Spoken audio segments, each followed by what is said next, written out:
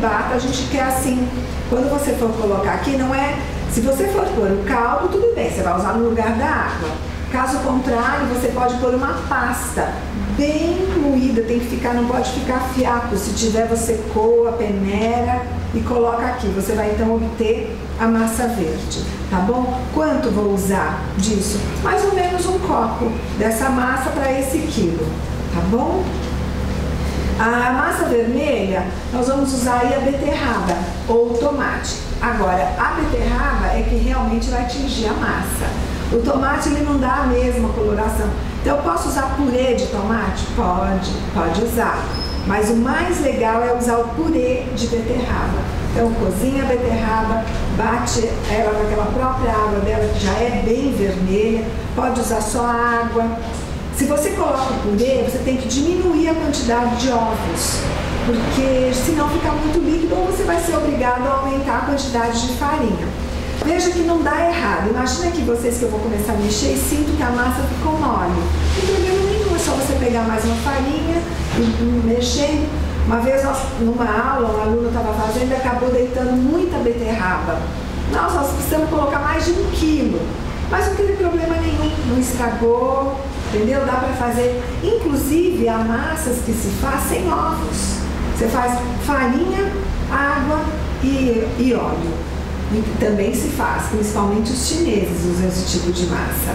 Então você vê que dá sempre certo, tá bom? A massa negra, ela é feita com tinta de lula. Isso é uma especiaria, é algo assim, bem diferente. São poucos os lugares em que você vê. E existe a tinta de lula, ela pode ser encontrada de 2 maneiras. É um produto importado, caro, eu nem sei dizer hoje quanto é que está. Mas ela tem de envelopes, que até eu coloquei, se você for usar num quilo, você vai usar 3 envelopes, que são 12 gramas. Ou você a encontra também em vidrinhos, já líquida, porque na verdade a pessoa usou na mistura do pó, já preparou, deixou pronto o pó com a aguinha e sal e deixou ali pra gente. E o macarrão fica preto, fica muito bonito, fica diferente, né? E essa é uma massa que você precisa usar somente com coisas do mar, né? Você não pode fazer uma massa com tinta de lula e servir com um molho bolonhesa, um molho de frango, né? Então, quando fizer pode usar legumes e um camarãozinho, uma lula mesmo, ou mariscos. Mas é dessa maneira que vai combinar. Caso contrário, não tem por que fazer, porque a tinta, na verdade, por exemplo, se eu coloquei cenoura, se eu coloquei beterraba, o macarrão vai ficar com esse sabor muito suavemente. Esse sabor é mais cor do que qualquer coisa, mais cor do que sabor, do que gosto mesmo. Mas no caso de tinta, da mesma forma também é muito suave, mas vai ter aquele saborzinho de mar, né? Então não combina você usar ali uma carne de porco para fazer o molho, nada disso. Tudo bem? Deu para todo mundo entender? Gente, dúvidas, perguntem, não tem problema nenhum, tá bom? E, bom, já faltou a massa amarela, né? E essa nossa aqui ficou pouquinha, né? Mas se você quiser uma massa amarela com uma cor boa, você pode pôr cenoura ou abóbora para dar essa coloração. E se tiver aquele lindíssimo ovo caipira, você vai ficar com a massa cor de laranja, né? Fica a coisa mais linda. Então eu vou amassar aqui pra gente ver como é que ela fica. Então, alguém de vocês já fez massa em casa? Sabe fazer? Só de nhoque. Ai, nhoque. Nhoque é uma delícia, né? Nhoque a gente faz com batatas. Só gosto de nhoque e batata doce. E de mandioquinha. E de mandioca. E de cará. Olha quanta coisa boa que dá pra fazer. Olha, põe só mais um pouquinho de água. Essa massa ela vai ficar de uma consistência firme, mas não é dura. Dá trabalho para sovar. E o segredo dela é dar essa sovadinha aqui agora. Vocês enxergam, não vai nada, né? Vou mostrar para vocês, tá vendo? Olha, ela tá ainda bem seca, tá? Então eu vou colocar mais um pouquinho de água. Então vai ser realmente necessário.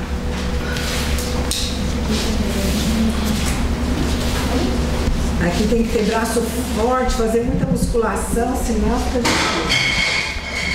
Não há problema se você fala, puxa, mas não deu. A gente põe mais um pouquinho de água. Por isso que eu disse, não há uma medida exata para fazer. E o segredo dela é você conseguir juntar o máximo possível aqui, porque depois essa massa, para ela ficar fácil de você trabalhar, ela precisa ser... Agora eu vou trazer ela para cá. Ela precisa ser... ela tem que ficar descansando um pouco. A massa não pode ser feita, não que não possa usar imediatamente, mas vocês vão ver a diferença dela enquanto a gente conversa um pouquinho e ela vai descansar para a gente amassar. Tá vendo que parece tão difícil, né? Daqui a pouco a gente vai ver, vou deixar ela no saquinho e daqui a pouco vocês vão ver como ela já umedeceu sozinha e a gente consegue trabalhar bem mais. Você procura juntar o máximo possível, né? Deixar bem agregado, mais homogênea, mas o trabalhar vai ser depois mesmo. Eu vou colocar... Tem um saquinho claro, um filme, se não vou pôr numa sacolinha minha. Se tiver algum filme, aquele plástico filme, esqueci de pedir. Geralmente eu coloco isso aqui agora no plástico filme e deixo para ela descansar. Se não tiver, não tem problema, a gente coloca no saquinho plástico. Não, se não tiver, não tem problema. Oi, 15 minutos. Às vezes nem isso. Se a gente às vezes está com pressa, tem que fazer, né? Você já deixa um pouco, pode até deixar menos. Mas é assim, uns 15 minutos e a gente vai conseguir trabalhar com ela muito melhor. Na verdade, quando a gente vai sovar a mise-en-masse, você vai trabalhar com ela no cilindro. Então, como eu disse, esse é um cilindro simples, comum, de uso de casa mesmo, mas a gente tem uns cilindros elétricos, sensacionais, que aí fica mais fácil. Se não tiver, não tem problema não. Tem aqui? Eu ia te pedir, esqueci, me perdoa. Se no caso a gente não tiver esse tipo de cilindro, pode usar rolo? Pode usar rolo. Aliás, antigamente não se fazia, né? A única coisa, tá ótimo. A única coisa que acontece é que é mais difícil. E você não consegue, quando você abre com rolo, uma massa, um macarrão totalmente igual. Por dois motivos. Um, porque você não vai conseguir abrir todos com a mesma espessura. E depois no corte, né? Quando você for cortar essa massa, porque o cilindro ele já tem um cortador. Neste caso, o meu cilindro tem um corte só. Mas existem cilindros com mais cortes, como existem máquinas grandes que você coloca ali a massa e ela faz N cortes, faz desde espaguete, faz vários tipos. Mas dá para fazer, não é nada que você não consiga. Só é mais difícil. Só é mais difícil. Então a gente vai deixar aqui, ó, um calorzinho, já ela vai estar bem mais macia, mais fácil da gente trabalhar. Enquanto isso a gente conversa um pouco mais sobre isso. Eu vou fazer nesse tempo, trocar de luz, cheio de massa. Eu vou fazer com vocês um recheio de capelete, é um recheio tradicional de capelete, assim, é o tradicional. Quando uma pessoa que realmente sabe fazer um bom capelete, feito em casa, né? Um capelete que você faz bem caseiro, esse é o recheio tradicional. Ele é feito com peito de frango e carne de porco, com lombo. Então isso não daria tempo de eu cozinhar aqui, né? Então eu trouxe cozido de casa, para facilitar o nosso trabalho. Enquanto eu preparo a massa de descanso, eu preparo isso com vocês. Deixa eu fazer aqui, depois eu separo. Então, se vocês virem na página seguinte, tá aí, olha, frango tradicional de capelete e ravioli. Então, são 200 gramas de peito de frango, 200 gramas de lombo de porco, um ovo, farelo de pão, sal e noz moscada. Então, você vai cozinhar este frango e este lombo, cozinhei os dois juntos, com alho, cebola, um pouquinho de óleo, daquela leve refogada, põe para cozinhar com água, cozinhou. Então já tá ali temperadinho, né?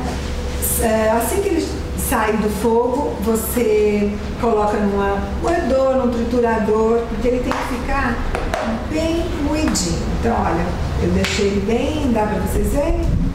Tá bem moidinho. E reservei o caldo, porque agora, conforme a gente for fazer, nós vamos precisar de uma certa textura também. Então, nós vamos demonstrar esse.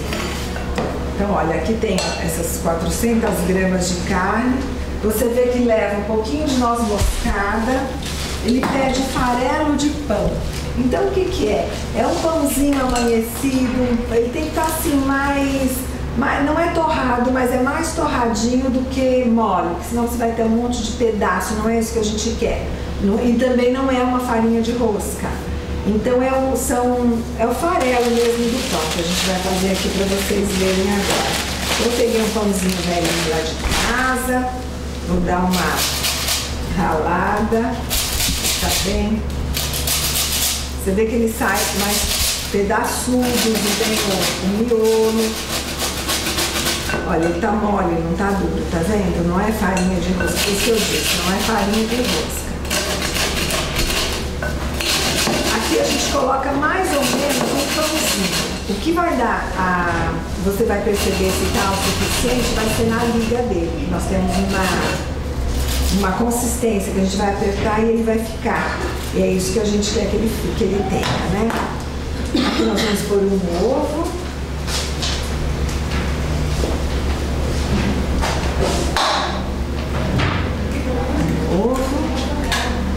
Um pouquinho de noz moscada, que dá toda a diferença no sabor.